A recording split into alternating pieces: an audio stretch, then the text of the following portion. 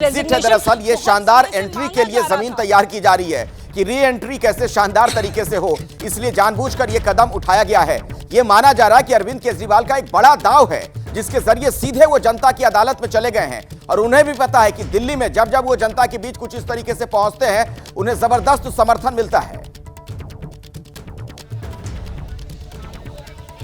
जी बिल्कुल अखिलेश, देखिए जनता के बीच जरूर पहुंचे हैं और राजनीति है तो सब कुछ राजनीति में बड़ा सोच समझकर स्ट्रैटेजिकली और रणनीति बनाकर किया जाता है। जहां पहले से कई बार उनसे इस्तीफा मांगते रहे तो वो यही कहते रहे लोकसभा चुनाव के दौरान भी कि जेल का जवाब वोट से दिया जाएगा, देश की जो जनता है वो देख रही है, लेकिन उसमें बहुत ज़्यादा फायदा नहीं मिला अखिलेश। हमने लोकसभा के चुनाव के नतीजे देखे, सातों की सातों सीटों पर आम आदमी पार्टी को हार मिली, जिसके बाद अब प्रेशर आम आदमी पार्टी के ऊपर कहीं ज्यादा बढ़ गया है और ये प्रेशर किस तरह से उनको, उनकी पार्टी को प्रेशर कुकर की तरह बना रहा है और उन्हें इस तरह के निर्णय लेने पड़ रहे हैं, ये भी कहीं ना कहीं हम अज्यूम कर सकते हैं। लेकिन हो सकता है कि इसके पीछे बहुत अच्छी रणनीति हो और उन्हें कहीं ना कहीं एडवाइस किया गया हो, उन्हें कहीं एडवाइस किसी अच्छे व्यक्ति ने एडवाइस की हो कि उन्हें ऐसा करना चाहिए विधानसभा चुनाव से पहले, जिसके चलते उन्होंने ये निर्णय लिया, उन्होंने ये कदम लिया।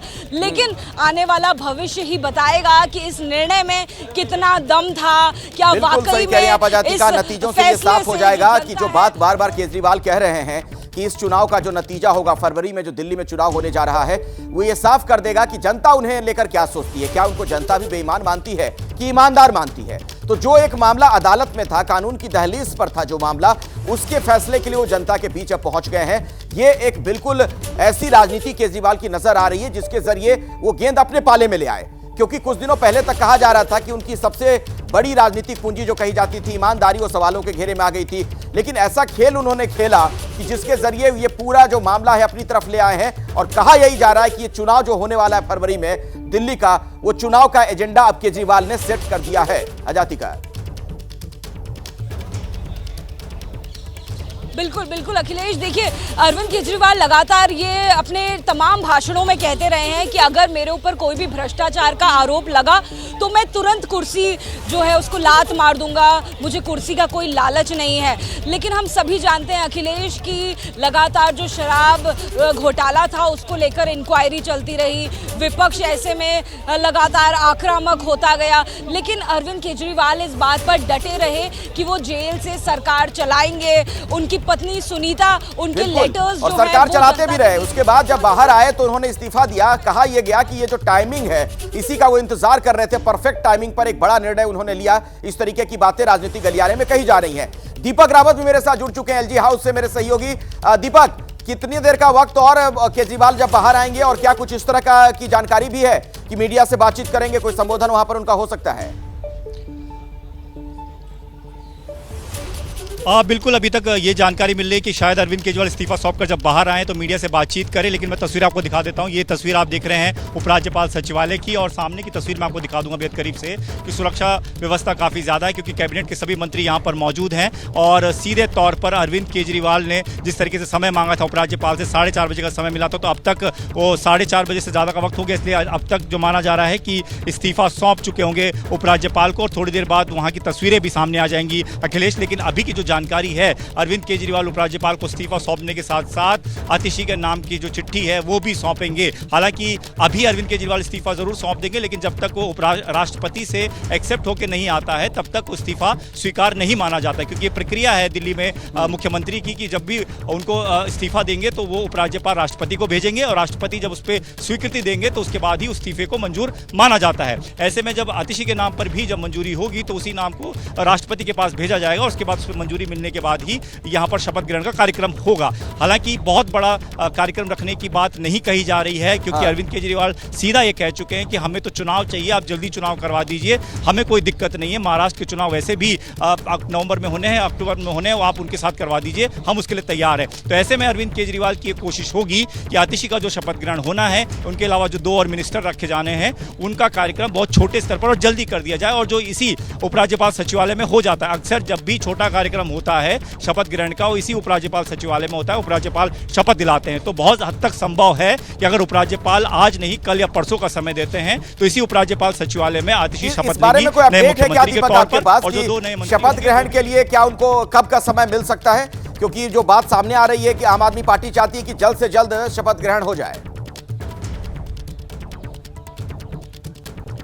बिल्कुल अखिलेश, आम आदमी पार्टी बिल्कुल ये चाहती है कि जल्द से जल्द शपथ हो जाए। इसीलिए जब उपराज्यपाल के पास आज वो पहुंचे हैं तो उसमें उन्होंने बिल्कुल देरी नहीं की है। उनका ये कहना था कि जैसे मैं अपना त्यागपत्र दूं उसी के साथ मैं दूसरा नाम भी आगे कर दूं। इसीलिए विधायक दल की बैठक पहले की गई, नाम पहले तय किया गया ताकि किसी प्रकार की कोई देरी ना हो। वरना ऐसा भी हो सकता था कि वो पहले अपना त्यागपत्र देने के लिए एलजी सचिवालय में पहुंचते और उसके बाद एक विधायक दल की बैठक करते और नया नाम चुनते और फिर ये कहते कि ये नाम है। कोई देरी नहीं चाहते। वो तो चाहते हैं कि अगर आज शाम को ही एलजी चाहे तो आतिशी को शपथ दिला दे। लेकिन एक पूरी प्रक्रिया, जैसे मैंने पहले कहा, ये राष्ट्रपति के पास जाएगा। राष्ट्रपति अगर उसमें मंजूरी देंगे तो उसके बाद वो स्वीकृत होगा, यानी कि उनका इस्तीफा माना जाएगा। नए नाम को भी राष्ट्रपति अगर स्वीकृति देंगे तो उसको शपथ दिलाने की तैयारी जो है वो यहाँ पर की जाएगी। ठीक है, अब दीपक एक और सवाल, आप तस्वीरें वहां की दिखाते रहिए, लेकिन एक सवाल मैं आपसे ये समझना चाह रहा हूं थोड़ा सा। अरविंद केजरीवाल पर जिस तरीके के आरोप लगते रहे, भ्रष्टाचार के आरोप लगे, उस शख्स पर यह आरोप लगे जिसने भ्रष्टाचार के खिलाफ लंबा आंदोलन किया, उसके बाद पार्टी बनाई, फिर सरकार में आए, मुख्यमंत्री बने, तो कुल मिलाकर उनकी ये राजनीतिक पूंजी सवालों के घेरे में थी। क्या उसको एक तरीके से वो फिर से हासिल करते हुए नजर आ रहे हैं अपने इस कदम के द्वारा? इसको लेकर किस तरह की चर्चाएं हो रही हैं? आम आदमी पार्टी से कैसे रिएक्शंस आपको मिल रहे हैं? अरविंद केजरीवाल का खुद ये कहना था अखिलेश, जिस दिन उन्होंने इस्तीफा देने की बात कही थी रविवार को, जिस दिन वो आए थे पार्टी मुख्यालय पर, उन्होंने सीधा कहा कि मैं इस्तीफा देना चाहता हूं। हालांकि मैंने तब इसलिए नहीं दिया, मैं जेल से भी इस्तीफा दे सकता था, लेकिन जो बीजेपी का एजेंडा था, जिसको बीजेपी का एजेंडा कहते हैं कि वो इस्तीफा मांग रहे थे, अगर मैं दे देता तो बीजेपी अपने एजेंडे में सफल हो जाती। लेकिन उनका यह कहना है कि मैं बाहर आकर जिस तरीके से मुझे कोर्ट ने एक तरीके से मुझे जमानत दी है, कोर्ट का फैसला जो मुझे मिला है, मुझे एक तरीके से मेरे खिलाफ कुछ नहीं निकला तो इसीलिए मुझे जमानत दी गई, तो ऐसे ही अब मैं जनता की अदालत में जाना चाहता हूं। अगर जनता की अदालत तय कर देती है कि अरविंद केजरीवाल को ही दोबारा मुख्यमंत्री होना चाहिए तो फिर मैं दोबारा मुख्यमंत्री बन जाऊंगा। उन्होंने ये नहीं कहा कि केस खत्म होने के बाद ही मुख्यमंत्री बनूंगा। उन्होंने ये कहा कि अगर चुनाव में मैं जीत कर आता हूं, मुझे मैंडेट मिलता है तो मैं दोबारा मुख्यमंत्री बन जाऊंगा। यानी कि साफ है अरविंद केजरीवाल की रणनीति ये है कि चुनाव में जल्द, क्योंकि उनको पता है कि चुनाव में वैसे ज्यादा वक्त बचा भी नहीं है, ऐसे में चुनाव के लिए ही पार्टी जो है काम करेगी। उस रणनीति पर संगठन में काम करना बहुत जरूरी है, क्योंकि 1.5-2 साल ऐसा रहा आम आदमी पार्टी के लिए कि आम आदमी पार्टी कथित शराब नीति के इर्द गिर्द ही फंसी रही, तमाम नेता जेल चले गए। केजरीवाल को भी पता है कि जो अदालत का फैसला है वो जन भावनाओं के आधार पर नहीं होता है। जो कानून की अदालत से फैसला आना है वो जनता की अदालत से फैसला नहीं आ सकता। हम सभी को ये पता है अपने देश का जो ढांचा है उसमें। लेकिन ये खेल दरअसल केजरीवाल ने, मुझे लगता है, इस लिहाज से मोड़ दिया अपनी तरफ कि पूरा एजेंडा वो सेट कर दें, चुनाव का अगला एजेंडा वो सेट कर दें।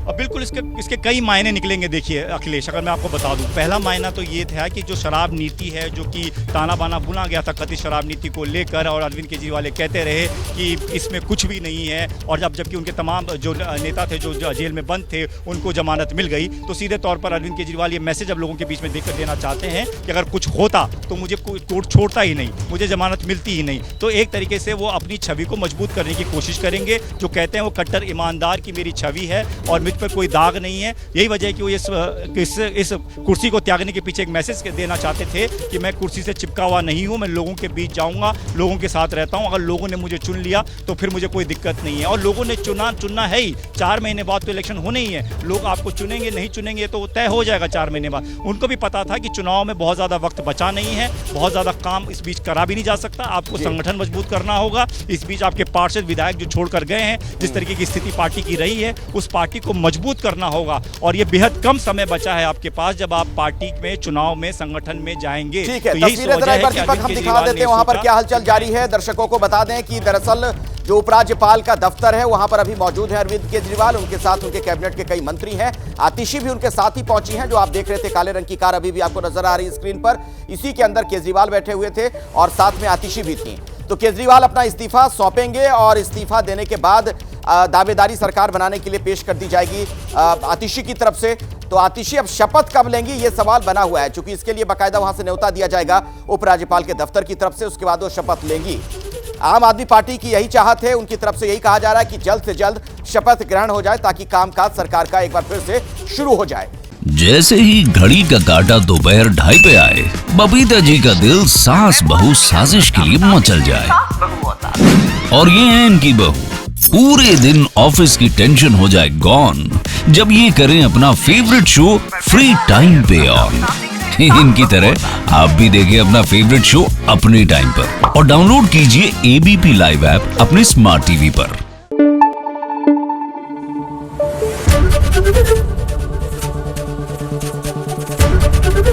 एबीपी न्यूज आपको रखे आगे।